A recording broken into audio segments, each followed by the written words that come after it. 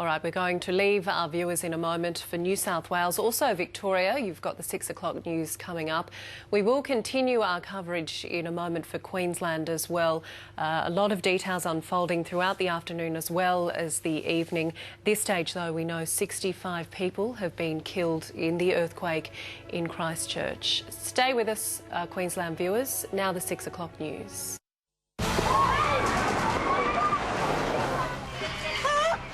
About 200 people possibly in the building. Just stay away from the edge. God knows what else. It's just huge. There is deceased. What do you do? What do you do? Never seen anything like it in my life. Shock, disbelief and fear stalk the streets of Christchurch, the southern New Zealand city shattered by another powerful earthquake that's taken a terrible toll. This is 9 News with Peter Hitchener. Good evening. It's the second major tremor to hit the region in 5 months. But unlike the September quake, which struck during the night, this one hit at the worst possible time, the middle of the day, and it's claimed at least 65 victims. People were working in downtown office buildings when New Zealand's third biggest city began to sway and then crumble. Damien Ryan begins our coverage. Dazed and bloodied, they emerged from the rubble of a quake that took less than a minute to destroy a city. From the air, an awful view. High-rise buildings buckled, broken, and a race to find survivors inside. We know there are people trapped in there. Cameras caught the moment. Christchurch crumpled. This is a live earthquake. This giant rock's just fallen on the RSA building. It's terrifying. Everywhere there is dust, confusion and fear. The building beside us toppled and a couple down the street actually toppled as well, so we were very lucky. It just came and we couldn't get out. It all collapsed and all the doors were shut. We had to smash the window out.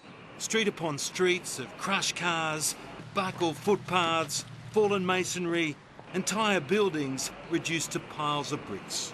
Just move them out of this high danger area. Rescue workers frantically dig at the rubble. They try to get to the cars, but it's hopeless. No one can be alive under this. This building comes down, you got no chance. Can you all go back there, please? And the danger is far from over. Here, survivors scatter as more masonry tumbles around them. Smoke billows from some buildings. For many hours, fire and explosions from ruptured gas mains would remain a real risk. Sewage flows from shattered pipes, here forming a sinister-looking whirlpool.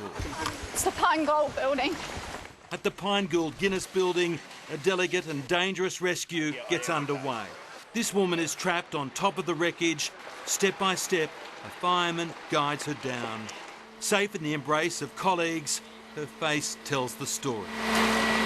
One by one they come, the injured by makeshift stretcher, to a field hospital set up on the grass, wrapped in blankets and pillows salvaged from a wrecked hotel. Office workers who've suddenly become victims of a disaster. The timing of the quake couldn't have been worse. Lunchtime and the city centre was packed. The injury toll so massive they ran out of ambulances and cars took over. And all the time, more are carried out of a building that could collapse any moment.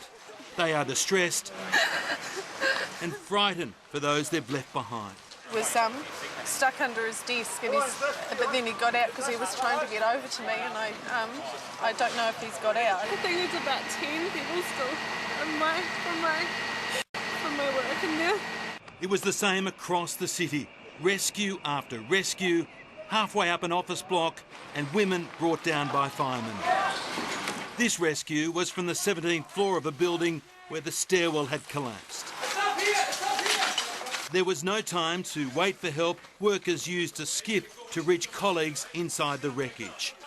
Aftershocks rumbled through the day. Emergency services urged people to get out of the city. But in the immediate confusion, parks became a safe haven. Mobile phone services jammed as thousands tried to ring their loved ones. It wasn't just the city centre. Homes in the suburbs copped damage too.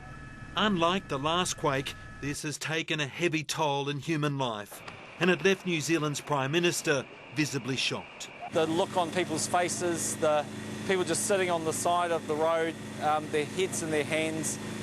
This is a community that is absolutely in agony. As every hour passes, the number of deaths continue to rise. The search and rescue mission is only now getting into gear, and the country is dreading what it might ultimately find. Damien Ryan, 9 News. The Christchurch town cathedral, which withstood last September's quake, has become the symbolic victim of this new disaster. A large part of the 63-metre-high, 150-year-old structure was reduced to rubble. And as Peter Harvey reports, much of the town spirit came down with it.